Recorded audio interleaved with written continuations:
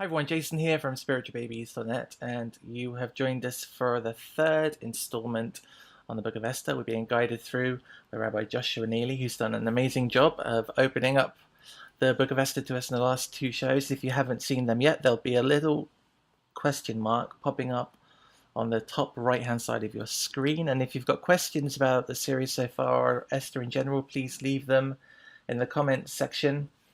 And we're going to crack on. First of all, thank you for joining us again, Rabbi. I really appreciate your time and my pleasure. Your spilling of knowledge out to us like a overturned grocery bag.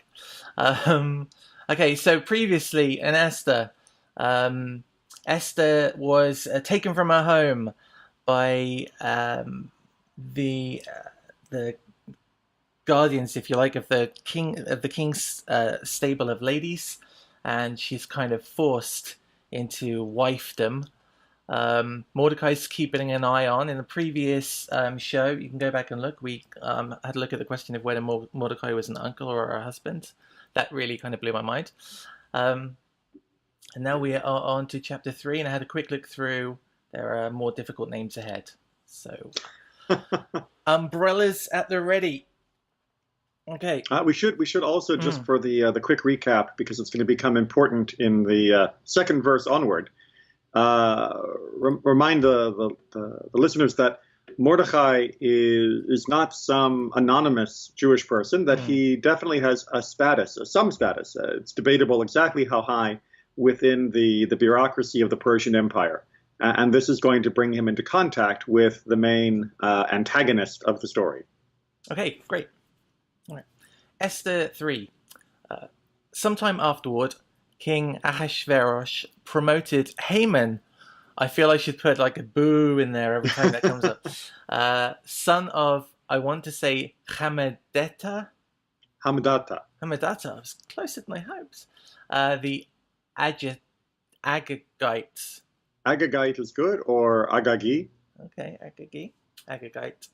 They liked their ites in the Bible in biblical times. Or actually, well, the scholars like the ites. Well, I mean, it's a standard Hebrew adjective suffix to have the e at the end, and that just mutated in the translation into an ite in many other languages. Okay. So every time you see an ite, it means that in the Hebrew there's probably an e at the end.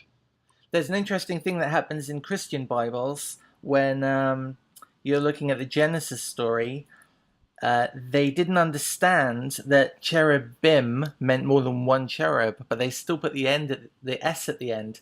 So in some very old Bibles, in the King James, you'll have cherubims, which I think is lovely. It's like angels, which is great. Okay. Translation is hard. Yeah, it can be. He advanced him and seated him higher than any of his fellow officials. So Haman, son of Hamedata, has been promoted. So does that put him in kind of second in command under the king? Well, higher than any of the fellows is definitely second in command. Okay. That's what that comparison is trying to say. A couple other things that we should talk about. One is the interesting phrase, achar hadavarim, after these things, which sometime afterward, or whichever way you want to translate it. If you go through the literal, after these things, then the question becomes, why were those things necessary before this thing happened? Why couldn't the story have begun with chapter 3? And then we could have also had the backstory about Vashti and Esther and all of that. And the traditional interpretation is that a threat that is coming only came once God had already created the solution to the threat. And we spoke before, didn't we, that this Haman character was possibly featured in the previous chapter, but under a different name. Exactly. So the idea would be that we had to know that Esther was in place so that as this tragedy unfolded, we would know that God had already prepared a solution for us. If it turned out that she and Mordecai had the courage to do what they did, which thankfully they did.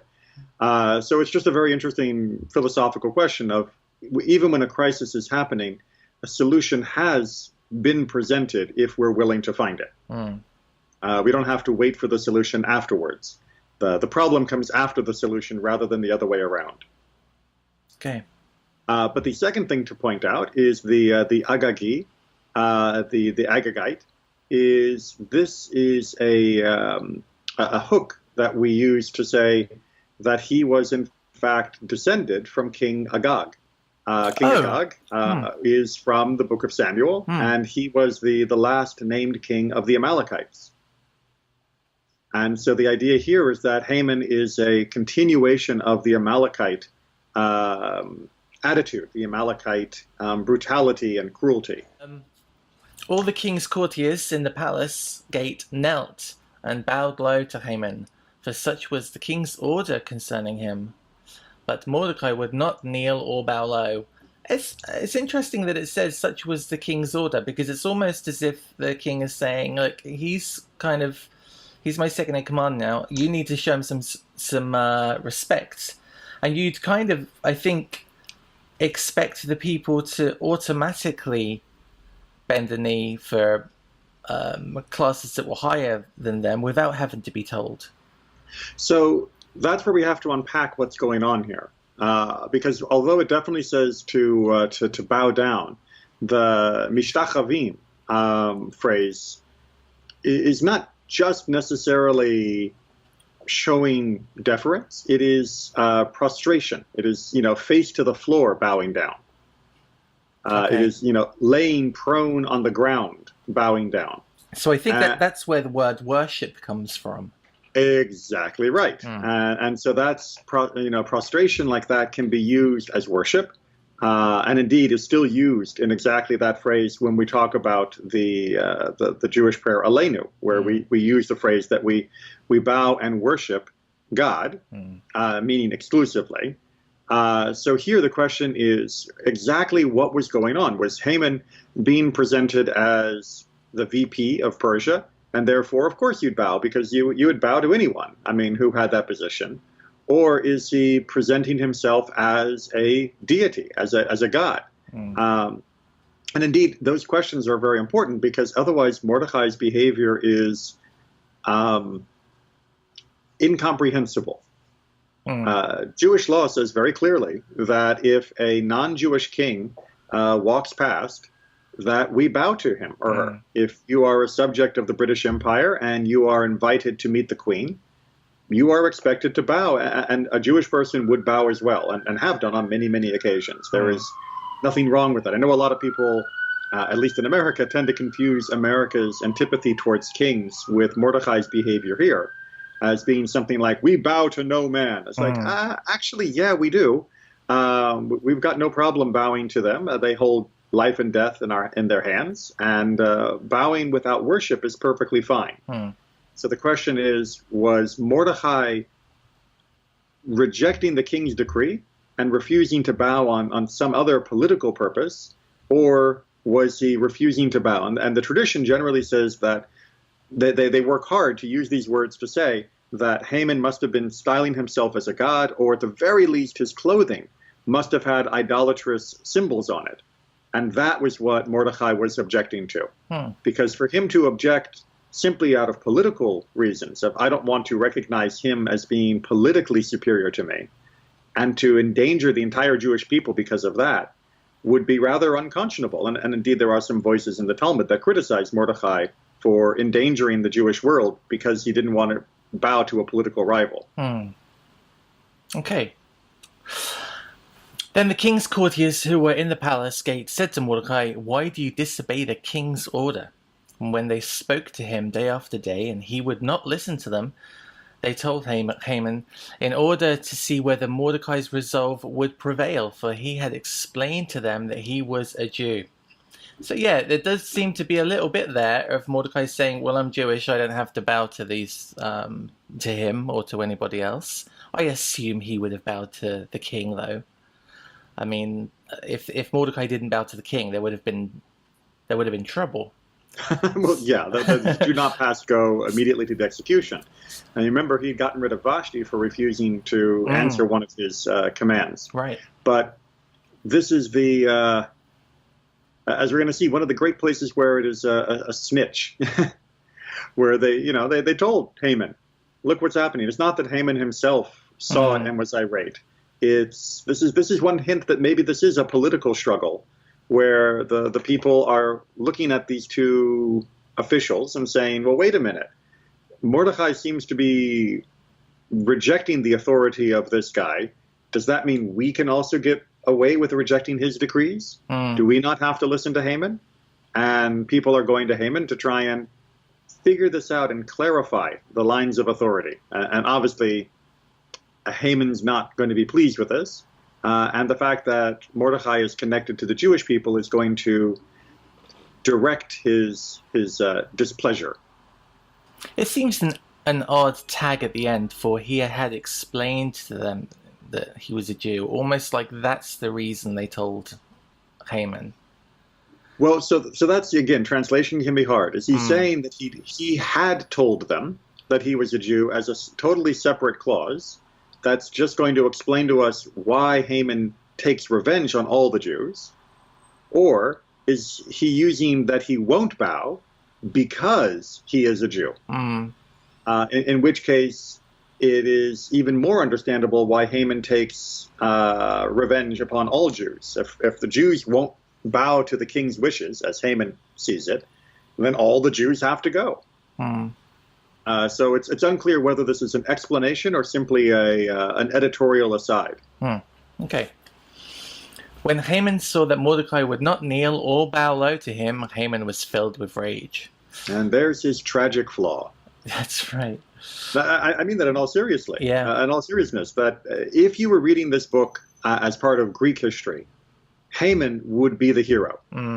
Right? He is the tragic hero. He is the person who rose up to the top and the pinnacle of power and had one thing he couldn't let go of or resolve smoothly, and he allowed it to eat him inside until he and his entire family and everything was destroyed. He's very much a tragic hero in the Greek archetype. He's just a regular villain in our archetype. But he disdained to lay hands on Mordecai alone. Having been told who Mordecai's people were, Haman plotted to do away with all of the Jews, Mordecai's people, throughout the kingdom of Ahasuerus. So not enough to go after Mordecai. I wonder if Mordecai was actually a political opponent, whether it would have been a bad move for Haman to just take out someone who would have obviously seemed like a political opponent, whether that would have made Haman kind of look bad or petty. And so if he then just targets the Jews, Mordecai is now hidden. That execution's hidden amongst the bigger story. Exactly right. If you want to murder one person, if you kill 100, then it's not murder. It's swamped in the catastrophe.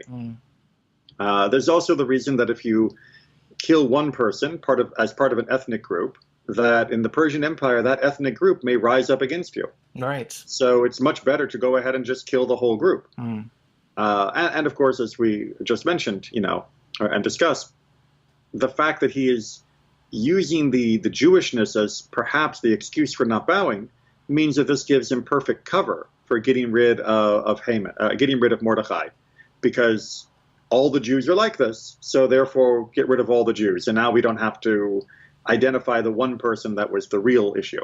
Right, at the beginning we had the issue where the wise men under the king came and said, we need to do something, otherwise all of the women will think they can act like Vashti. And now we've got an issue where they're going to say we need to do something about the Jews, or they're all going to think they can act like Mordecai. Exactly right. And for a multi-ethnic empire like Persia, that's a very dangerous thought. In the first month, that is the month of Nisan, in the 12th year of King Ahasuerus, Pur, which means the lot. Oh, that's why it's Purim. That's exactly right. Oh, at this point, I'd pull a string, a duck would come down, there'd be lots of tassels and You've said the fireworks. magic Yeah, word. that's right. That would mean nothing to it. It's only because I've seen that on TV and like in American shows that doesn't happen in the UK. But it was a quiz or something, wasn't it?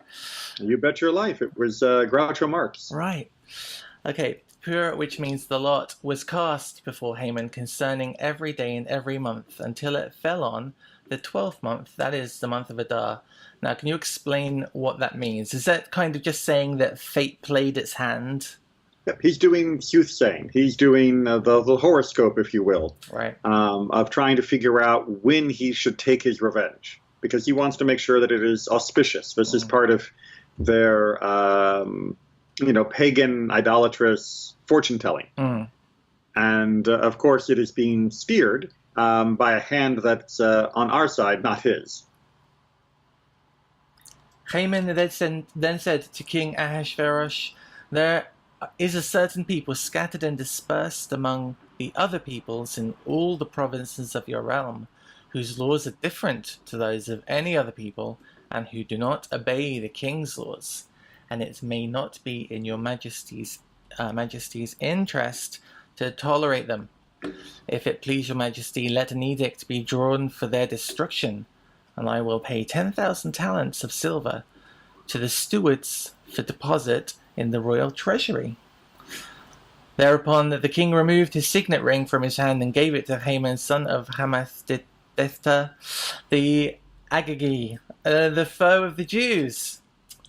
So he rolled in and said, these guys are a bad lot. You'd think that maybe the king would ask for a second opinion, but I suppose it was Haman's job to be the second opinion in the first place. And it is it is Ahasuerus' character to basically take the advice of whoever is talking to him. That's what we're going to see his behavior is over and over throughout this story. He is very much convinced with by whomever he is speaking with. So Haman gets the king's signet ring, which basically I think is a passport to do what he likes. He just has to show that he has. Don't bother me with the details. Just use my ring and make it happen. And the king said, "The money and the people are yours to do with as you see fit." All right. So that needs a little explanation. Again, people who are familiar with European history may know that in many places, tax collectors, sheriffs, or other types of officials would pay the king for the job. And then the return was they would get the money from the local people and keep it. And whatever you made above and beyond what you paid the king, that was yours to keep. And that's pretty much what we see happening here. Haman has paid 10,000 talents of silver for permission to destroy and loot the Jewish nation. And he and the people who work with him are going to be allowed to do whatever they want and to keep whatever they want from all of that. So that way the king doesn't have to worry about it. He's already got his flat fee, and he's happy with that. On the 13th day of the first month, the king's scribes were summoned, and a decree was issued, as Haman directed, to the king's satraps. That's a new word to me. To the governors of every province, and to the officials of every people, to every province in its own script, and to every people in its own language. And we've heard that kind of phrase already. Yes, we have. The orders were issued in the name of King Ahasuerus and sealed with the king's signet. So he's literally writing checks now and signing it from the king, and he's got the king's ring, so he's able to put a little wax seal on the bottom of that to say that the king did this. And it's gone off to all of the countries and to each country in its own language, so there's no excuses for not being able to read it. Accordingly, written instructions were dispatched by couriers to all of the king's provinces to destroy, massacre, and exterminate all the Jews, young and old, children and women, on a single day, on the 13th day of the 12th month, that is the month of Adar, and to plunder their possessions. Wow. It kind of sounds extremely familiar when you think about the events that, not even the Second World War, but prior 100 years of what went on in Russia and Latvia and Lithuania and Danzig. And when governments just rolled out and sorted Jews in their homes and carried off everything they owned. There's nothing new under the sun. Unfortunately. The text of the document was to the effect that a law should be proclaimed in every single province. It was to be publicly displayed to all the peoples so that they might be ready for that day. You know, at this stage, wouldn't most of the Jews woke up, read their local newspaper and say, Moshe, it's time to pack the bags? And go where? That's a fair point, yeah. I mean, remember, the Persian Empire covers basically the entire world as far as the Jewish people know. I mean, you can walk off into the barbarian hinterlands, but it seems impossible to imagine how you're going to escape from this. The couriers went out post-haste on a royal mission, and the decree was proclaimed in the fortress Shushan. The king and Haman sat down to feast, but the city of Shushan was dumbfounded. Wow, that's a great cliffhanger to end on. It's like those Saturday morning serials they used to run in the 50s with Buck Rogers. But yeah. Fade to black. That's as right. As everybody is confused as they're reading this edict going, what? Yeah. All the Jews are going to be murdered on the same day? And so, I mean, this is unprecedented. You know, that there's never been a decree like this. And the idea that the king would authorize the destruction of an entire people rather than individual criminals is just completely bizarre. And the people don't know what to make of it. Now, of course, what some people are going to make of it is cool. So I can start looking at my neighbor's stuff and pick out what I want so that when I kill them, I can get it. And that's going to give a year for people to sort themselves into what type of person are you really.